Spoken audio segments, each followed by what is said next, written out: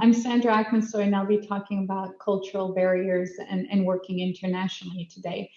Just to go over the contents, just wanted to give you a little bit of background about me and my experiences, some of the clients I've worked with, and living in Scandinavia, and some of the observations I've had.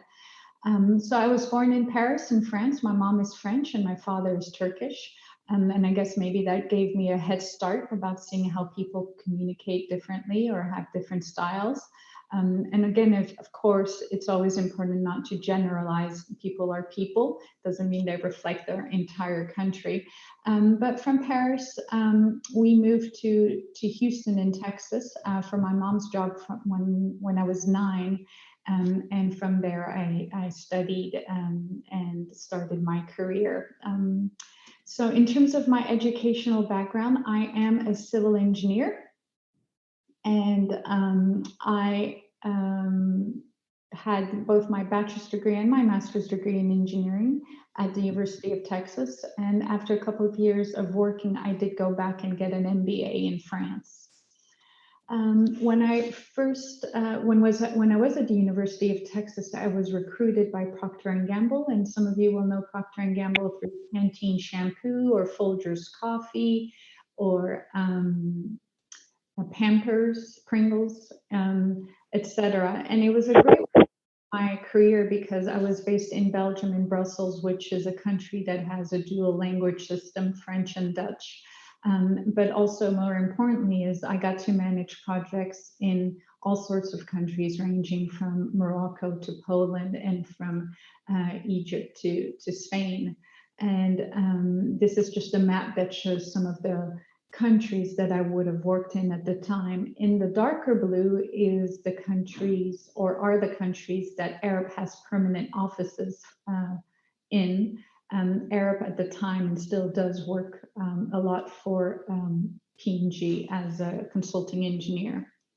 And I guess, in those 3 years of working at P&G and living in Belgium, I really had to reflect on language barriers, communication styles between different countries, management styles, and of course, work styles, because you can't really compare how people work between Poland and Morocco, for example. It's a totally different setting. And I think that what I would ask all of you to think about and reflect on is how much consideration and how much time do you take to reflect on people's values and priorities, which might be different in a different cultural context. So after getting my MBA in France, I decided to join Arup, and the main reason I joined Arup was because it seemed like fun. All the people I had met at Arup were fun people, and this is an image of one of Arup's first project at the London Zoo. It was at the time a very difficult project. I don't think there's anything cuter than little penguins waddling around. But for those of you who don't know Arup, I just wanted to give you a brief overview. We are 16,000 members of staff, and essentially we started off with structural engineering and grew that over the past 70 years or so to include many other disciplines and project management and planning. And I think you'll know many of our projects, whether it is the Sydney Opera House, the Centre Pompidou, many of the iconic buildings in London or the UK, and of course some stadia buildings around the world, and of course many infrastructure projects. But I think what we're also known for is that we're an independent firm, so we're not on the stock market, we're owned by ourselves in a trust. And that allows us to kind of focus on the future and our overall goals rather than looking at short-term rewards. The company is named after Ove Arup, who was our founder in 1946. He founded the company, but in the 70s, he wrote a sort of mission statement, and it's available on Google if you want to download it. And there are many interesting parts to it, but I think this quote here is really important to me, and about creating the right atmosphere for each man and woman, and where we are all respected for the job that we do, but we are proud of what we do and we share an enthusiasm. And that's really why I work for Arup. So when I joined Arab in Madrid, one of the first projects that I worked on was in Seville. Actually, I was there during the first phases when Jürgen Meyer, who was an upcoming architect and from Germany, was presenting his scheme to the city hall. And it was very interesting to me to see a young architect from Germany presenting in Spain, in Seville, for a solution of creating a sort of museum and central plaza. But what I saw is that his passion and his beautiful ideas really did transcend any cultural barriers that might have been there. Another project that had a lot of impact on me in terms of working internationally was in Morocco, in Casablanca. This was a shopping mall essentially, and our client there is Salwa Knouch, who is a woman about my age with a couple of kids. And for me, and maybe it's my own bias, it was surprising to have my first female client in Morocco. And what I learned is how gracefully she was able to lead the project with a very clear vision and be able to make decisions, but also keep her femininity and keep the atmosphere a fun one. Another project that I wanted to share with you that also had impact was this one in Azerbaijan. And I worked there for a couple of years, and the client was completely different to the one in Morocco. And it's rumored that he was ex-KGB. I don't really know about that, but he was very tough, sometimes a bit ruthless, but he was very fair. And again, you know, working in Azerbaijan after Morocco or Spain, and even some of the more traditional countries like France, it was a very great contrast and really made me reflect on how to work internationally. Now, of course, I had the language ability because Azeri is very close to Turkish, and I speak Turkish. And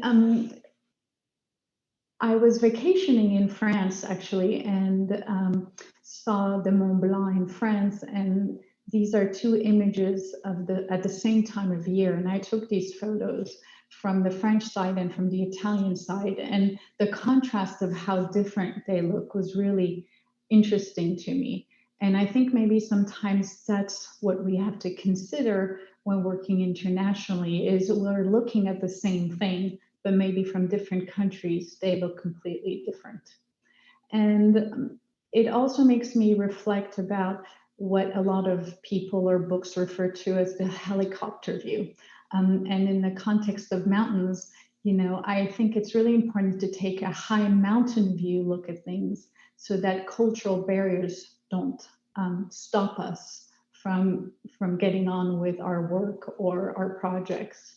And of course, because it's a mountain, you know, I think we all do have to reflect on whether we're challenging ourselves enough in this new environment of working internationally and through Zoom calls. And speaking of challenges, in 2012, I decided to volunteer and move to Copenhagen to open our first office there, which was obviously a great honor for me because our founder had lived and studied in Copenhagen. I just wanted to also then share some of the projects that I did there that were interesting to me. I mean, they were all interesting to me, but I can't present them all. This is an extension to the Cityringen Metro that Arup worked on. And I think for me, the Metro Company of Copenhagen has a very viable business model and an approach to transport that is unequal to any other city. And I learned so much from their process and their kind of very rigorous view of things. And it was a very successful project that opened, well, the extension just opened last April, and Cityringen, which is 17 stations, opened last September 2019. Another one of my favorite projects was for the equivalent of the Danish Highway Agency. And I think it was really great because Arup won this project in 2013, and we designed it and we were there through the construction. And I went to the opening in September 2019. And what I saw from the client there was a very democratic and a very inclusive approach to doing a public project that is about connecting people. And again, I learned so much about how you can still lead a project very transparently and democratically and still finish on time and on budget. And one of the last projects I wanted to share with you is this one in south of Copenhagen. Completely different client, a young kind of outdoorsy entrepreneur who is a lover of nature and is a lover of sports. So this is actually an adventure park with zip lines. And he had a vision to do this tower. And inside, if you look at the image, you can see the trees. And actually, we only cut down about 20 trees to build the tower. And it's been labeled by Time Magazine as one of the places to visit this year. But overall, I think that what I also wanted to share with you is everything that I learned in Denmark and in Scandinavia. They have a very good work-life balance. It's one of the things I observed moving from Spain, and certainly something I reflected on, because while I was in Morocco and in Azerbaijan, I did have 2 children and I was struggling with that. And the statistics there are very clear in terms of how many hours the Danes do spend in leisure versus work. And yet they balance that with being some of the happiest people at work. One thing that was also very interesting to me about working in Denmark was the employment rate for women and the number of women studying masters in engineering. But in contrast, of course, they struggle with what a lot of countries struggle in, which is, inequalities, whether in pay or in government and in board positions. But overall, I found that it was a very positive experience for women in Denmark and Scandinavia. This is just an image of some of the women CEOs in Denmark in the technical and some of the non-technical fields, which, looking back now, most of my meetings were attended by senior women, and that hasn't always been the case in other countries. In fact, the Arab office in Denmark, we are about 70 members of staff, and we're 50% men and 50% women at all levels of staff, but we're also 50% men and women in leadership. And I think there's something there about society and expectations and inclusivity. But saying that, I don't want you to think that Denmark is a utopia, because utopia doesn't exist. And this is just an image of me signing a contract for the Fehmarnbelt Tunnel, which is the longest immersed tube tunnel in the world, which will connect Denmark and Germany. And here's another image of us for a competition in Norway. And you can see there are no women there. During my time in Europe at Arup, I was also the ethics champion and dealt a lot with ethics and conflicts of interest in the construction industry. And there's this map here that you can see, and I've lived and worked in some of these red countries and some of these yellow countries. And my general experience and my general view personally is that these are perceptions. And nothing more than perceptions. I know there's a lot of data there, but I think we have to go in with a clear and open mind always, and create our own reality of things. And it did lead me to think, would there be an equivalent map for cultures? And if so, what would it look like? Not that I'm a proponent of that, but I did want to show this to you, because in my experience, if you can see where Azerbaijan and Morocco versus Denmark or the US are on this map, I personally never saw any differences in working in those countries. So where does this bring us to in terms of us working in a global world? And I think this is even more important in terms of now that we're all working from home, we can expect our environment to become more and more global because travel is no longer required as much. We could have all sorts of different people we can report to, reporting to a local team, to a foreign manager locally, to an international team or board or executive. We have peers in our country or working locally with us. We could have an international team working with us locally. And we as individuals have to manage both locals and expats as direct reports. But I think that what's really important here is about you. It's about who you are in this global world and really focusing on you as a leader, or you as a person, and thinking about all of these stakeholders that you have around you and how complex it is. And if I could share one last thought about how to manage all these stakeholders is I do think it's important to reflect. I do think it's important to reflect that we don't all have, we haven't all grown up in the same city or on the same street. We don't have all the same educational background. And it's important to reflect our own role in the context of the other person and how they might be viewing us, all with the overall view of developing relationships. Within that, I think it's also important to be authentic. I've never traveled to a country or seen a group of people who didn't appreciate authenticity. Authenticity in how we listen, in how we communicate, and of course, most importantly, in how we act. And I think transparency is a really important part of working internationally. Transparency might mean different things in different contexts and in different worlds and cultures, but there's never a wrong way to be transparent, because when we are transparent and when we are authentic, we build trust. And so once we have trust, actually, we can work across all cultures and around all languages and cultural boundaries. So my parting thought to you is, when working internationally, it's really about reflecting about, are we practicing transparency and inclusion?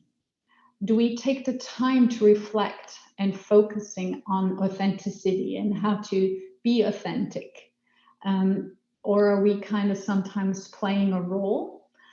Do we focus also on what we have in common? Usually might be the project, the successful completion of a project, but really focusing on what we have in common versus what we have separating us, I think is important. And of course, I think, this isn't something to be displayed out there, but self-reflection of any perceptions or biases that I might have towards a group of people, and really challenging myself on those things. And I think that's always helped me when going into a new country or a new group of people. But I think, again, coming back to today's world of working from home with all these different stakeholders, these are really questions that you can ask yourself and reflect on. So I think that, I hope that my project experience and my career path might explain my thought process on how we can build trust, and how we have to work to build trust, and take time to consider it in this international context. Thank you.